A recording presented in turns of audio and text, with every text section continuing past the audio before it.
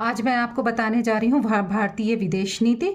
इससे संबंधित आपको शॉर्ट क्वेश्चंस बताते रहेंगे, देते रहेंगे। आप अपना वीडियो ऑन करके सारे क्वेश्चंस को सुनते जाइए, आंसर को सुनते जाइए, आपको याद होते रहेंगे। तो जो विदेश नीति है, भारतीय विदेश नीति, ये पॉलिटिकल साइंस में बहुत इंपॉर्टेंट रोल प्ले करती है। और आपको थोड़ा सा बता दे रहे हैं विदेश नीति के बारे में तो सुन लीजिए। भारतीय विदेश नीति का मतलब क्या होता है कि एक देश का दूसरे देश के साथ में क्या संबंध रहेगा, ये भारतीय विदेश नीति तय करती है। एक बात और भी कही जाती है कि अंतर्राष्ट्रीय स्तर पर कोई भी देश ना तो कोई दुश्मन होता है किसी का और ना ही कोई दोस्त होता है। ठीक है, तो अंतर्राष्ट्रीय राजनीति में ना ही कोई देश एक दूसरे का मित्र होता है और ना ही शत्रु होता है। शत्रु होते हैं राष्ट्रीय हित और मित्र होते हैं राष्ट्रीय हित। किसी से अगर राष्ट्रीय हित पूरे हो रहे हैं तो वो देश हमारा मित्र हो जाएगा, और जिससे मेरे राष्ट्रीय हित पूरे नहीं हो रहे हैं वो हमारा अच्छा मित्र नहीं माना जाएगा। तो इससे रिलेटेड जितने भी शॉर्ट क्वेश्चंस हैं आप देखते रहिए, सुनते रहिए, चैनल को सब्सक्राइब कीजिए। जो भी चीज़ आपकी समझ में नहीं आती है वो कमेंट में ज़रूर पूछें। लेकिन आप लोग की ये आदत बन गई है कि आप कुछ पूछते नहीं हो। बेटा, हम हर चीज़ आपको बताते चले जा रहे हैं, आप लोग पूछिए। देखिए, पहला क्वेश्चन है, भारतीय विदेश नीति क्या है? तो भारत के अन्य देशों के संबंध बनाने की नीति को विदेश नीति कहा जाता है, यानी देश का अंतर्राष्ट्रीय व्यवहार। भारतीय विदेश नीति का मुख्य उद्देश्य क्या है? राष्ट्रीय हित की रक्षा, सुरक्षा, विकास और सम्मान। भारत की विदेश नीति का आधार क्या है? पंचशील सिद्धांत, यानी शांतिपूर्ण सह अस्तित्व। नेक्स्ट क्वेश्चन, पंचशील के जनक कौन थे? पंडित जवाहरलाल नेहरू भारत के पहले पीएम जो थे वो पंचशील के जनक माने जाते हैं। पंचशील सिद्धांत कितने हैं? ठीक है, यानी पंचशील के सिद्धांत कितने हैं? 5। सीमा का सम्मान, अहस्तक्षेप, यानी कि जो हमारी सीमा पे राष्ट्र हैं उनका हम सम्मान करेंगे और किसी के आंतरिक मामले में हस्तक्षेप नहीं करेंगे। गुट निरपेक्षता, यानी कि नॉन एलिजेंट मूवमेंट। इसका मतलब है कि दोनों गुटों से दूर रहेंगे हम, और किसी भी गुट में शामिल ना होना स्वतंत्र विदेश नीति का नियम है। और हमारा देश कैसा है? गुट निरपेक्ष राज्य है। इसके बारे में मैं एक शॉर्ट वीडियो बनाऊंगी जो आप सभी लोग देखिएगा तो आपको समझ में आ जाएगा। लेकिन फिर भी मैं आपको थोड़ा सा बता दे रही हूँ गुट निरपेक्षता क्या है। 1991 से पहले आप लोग ये जान लीजिए कि भारत जो है वो किसी भी, जब से आज़ाद हुआ है, ये दोनों गुटों में से शामिल नहीं हुआ है। एक गुट का अध्यक्ष मान लीजिए था USSR, United Soviet socialist Republic, जिसको सोवियत संघ कहा जाता था, और दूसरा था यूएसए, यानी संयुक्त राज्य अमेरिका। आज क्या है कि सोवियत संघ टूट चुका है, तो आज गुट का भी बहुत बड़ा महत्व नहीं रह गया है। लेकिन जब देश आज़ाद हुआ था उस टाइम 2 गुट हो गए थे, एक साम्यवादी, दूसरा पूंजीवादी। तो पूरी दुनिया गुटों में डिवाइड थी। लेकिन उस टाइम भी भारत ने कौन सी नीति अपनाई थी? गुट निरपेक्षता की नीति को अपनाया था, यानी साम्यवादियों से भी वो अच्छे से रखेगा दोस्ती और पूंजीवादियों से भी रखेगा, और जो भी गलत करेगा उसको वो गलत कहेगा। ठीक है, नेक्स्ट देखिए, नाम, यानी गुट निरपेक्षता की शुरुआत कब हुई? शीत युद्ध के समय 1961 में हुई थी। शीत युद्ध के बाद हुई थी एक तरीके से। नाम के प्रमुख नेता कौन थे? नेहरू, टीटो और नासिर। ये बड़े नेता जो हैं ये नाम के नेता थे। नाम का पहले ही बता चुकी हूँ, आपकी जो फुल फॉर्म है नॉन एलिजेंट मूवमेंट, यानी कि गुट निरपेक्षता। भारत किसे सबसे पहले मान्यता देता है? राष्ट्रीय हित को। राष्ट्रीय हित को सभी देश मान्यता देते हैं, पहले हित पहले, दोस्ती बाद में। विदेश नीति संविधान के किस अनुच्छेद से जुड़ी है? अनुच्छेद 51 से जुड़ी है। अंतर्राष्ट्रीय शांति पर जोर। अनुच्छेद 51 का क्या कहता है? अनुच्छेद 51 क्या कहता है? शांति और सहयोग बढ़ाना, युद्ध से बचाव, यानी अननेसेसरी वॉर ना हो। भारत की विदेश नीति शांतिपूर्ण क्यों मानी जाती है? युद्ध से बचाव पर रोक, यानी नहीं चाहा जाता कि युद्ध हो, बातचीत को प्राथमिकता, जो भी कार्य है वो बातचीत से संभव हो जाए, किसी भी प्रकार की कोई भी लड़ाई या झगड़ा ना हो। भारत किसे पड़ोसी पहले मानता है। नेबर फर्स्ट पॉलिसी यानी पड़ोस मजबूत तो देश सुरक्षित। अभी तक आप लोगों ने देखा होगा कि हमारा युद्ध किससे किससे हुआ है, भारत का चीन से हुआ है, पाकिस्तान से हुआ है। तो पड़ोसी राज्यों के साथ अगर हमारी दोस्ती बरकरार रहे तो हमारा देश सुरक्षित रह सकता है। नेक्स्ट क्वेश्चन देखिए, पड़ोसी नीति पहले नीति किसने शुरू की थी? नरेंद्र मोदी जी ने शुरू की थी क्षेत्रीय सहयोग के लिए। भारत की सबसे पहली पुरानी मित्रता किस देश से है? किस देश से है? रूस से है। रणनीतिक साझेदारी, भारत अमेरिका संबंध क्यों महत्वपूर्ण है? तकनीक और सुरक्षा यानी रणनीतिक दोस्ती। भारत चीन संबंध में सबसे बड़ी समस्या क्या है? सीमा विवाद, LAC विवाद यानी life of actual control.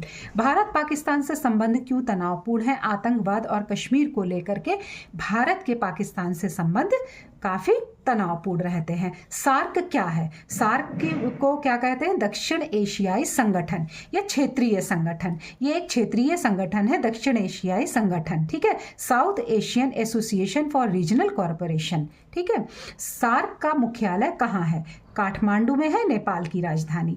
Bharat की अंतर्राष्ट्रीय संगठन, भारत किस अंतर्राष्ट्रीय संगठन का सदस्य नहीं है? UNNC स्थायी सदस्य नहीं है, अभी इस पे संघर्ष जारी है। इसको कहते हैं संयुक्त राष्ट्र परिषद यानी United nation security council. Bharat UNSC स्थायी सदस्य क्यों बनना चाहता है? वैश्विक निर्णयों में भूमिका निभाने के लिए, बड़ी ताकत बनने की चाह, इसीलिए वो UNC का सदस्य बनना चाहता है। भारत की एक्ट ईजी पॉलिसी क्या है? पूर्वी देशों से संबंध, एशियन पर फोकस, ठीक है। एक्ट ईस्ट पॉलिसी पहले क्या कहलाती थी? लुक ईस्ट पॉलिसी, इसका नाम बदल गया है। भारत के संगठन में सबसे बड़ा लोकतंत्र है, विश्व स्तर पर लोकतांत्रिक छवि है भारत की। भारत की विदेश नीति में लोकतंत्र क्यों अहम है? नैतिक नेतृत्व के लिए मूल्य आधारित नीति पर। भारत परमाणु नीति में किस सिद्धांत को मानता है? नो फर्स्ट यूज यानी हम पहले हमला नहीं करेंगे, अगर हम पे कोई हमला करता है तो हम चुप नहीं रहेंगे। नेक्स्ट क्वेश्चन देख लीजिए, भारत ने परमाणु परीक्षण कब किया? 1998 में, पोखरण सेकंड में, ठीक है। भारत किसे ग्लोबल साउथ का नेता माना जाता है? विकासशील देशों का या गरीब देशों की आवाज कहा जाता है भारत को। G20 क्या है? ठीक है, आर्थिक सहयोग मंच है, इसमें 20 बड़े देश शामिल हैं। एक बात बार बार मैं बेटा आप लोग को बताती चली जा रही हूँ कि जो भी मैं आपको क्वेश्चन के आंसर दे रही हूँ वो सिर्फ एक शब्द के हैं, एक वर्ड के आंसर हैं, लेकिन हम आपको पढ़ाते हैं और समझाने के पॉइंट ऑफ व्यू से हम ये सारे बताते चले जा रहे हैं ताकि आप इसको भूलें ना, इसलिए मैं इसको एक्सप्लेन कर दे रही हूँ, वरना इसका आंसर जो है वो सिर्फ एक ही शब्द का है। जैसे कि भारत ने G20 की अध्यक्षता कब की? तो इसका उत्तर होगा 2023। लेकिन वैश्विक नेतृत्व के लिए यानी विश्व का नेतृत्व करने के लिए, तो ये हम आपको सिर्फ समझाने के पॉइंट ऑफ व्यू से कह रहे हैं।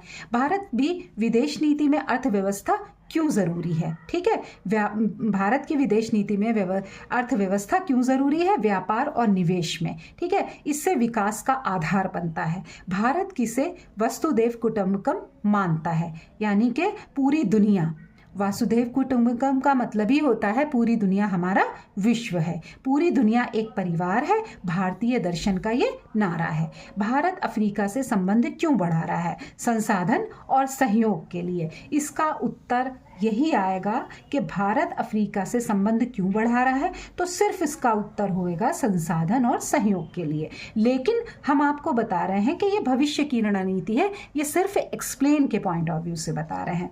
भारत मध्य पूर्व से क्यों जुड़ा है? तेल और प्रवासी भारतीय वहाँ रहते हैं इसलिए जुड़ा हुआ है, ऊर्जा सुरक्षा मानता है। भारत इजराइल संबंध किस क्षेत्र में मजबूत है? रक्षा और तकनीक यानी सैन्य सहयोग। भारत ईरान संबंध क्यों महत्वपूर्ण है? चाबराह पोर्ट, व्यापार मार्ग। भारत किस नीति से आतंकवाद का विरोध करता है? जीरो टॉलरेंस पॉलिसी, इससे भारत आतंकवाद का विरोध करता है। तो अगर आपका उत्तर आएगा तो सिर्फ होगा जीरो टॉलरेंस पॉलिसी, ठीक है। लेकिन हम आपको समझा दें कि आतंकवाद के खिलाफ जो सख्त रुख है इसको ही जीरो टॉलरेंस पॉलिसी कहा जाता है, यानी कि गलती छोटी हो या बड़ी हो इसमें सज़ा ज़रूर दी जाएगी। विदेश नीति नीति कौन बनाता है? कार्यपालिका, सरकार का अधिकार है ये बनाना। कौन बनाता है? इसका उत्तर सिर्फ है कार्यपालिका विदेश नीति बनाती है। ठीक है, लेकिन हम आपको समझाने के लिए कह रहे हैं कि सरकार का ये अधिकार है। नेक्स्ट क्वेश्चन, विदेश नीति में संसद की भूमिका क्या है? निगरानी करना और बहस करना, प्रत्यक्ष नियंत्रण नहीं। ठीक है, आगे देखिए, भारत की विदेश नीति लचीली क्यों है? समय के अनुसार बदलाव।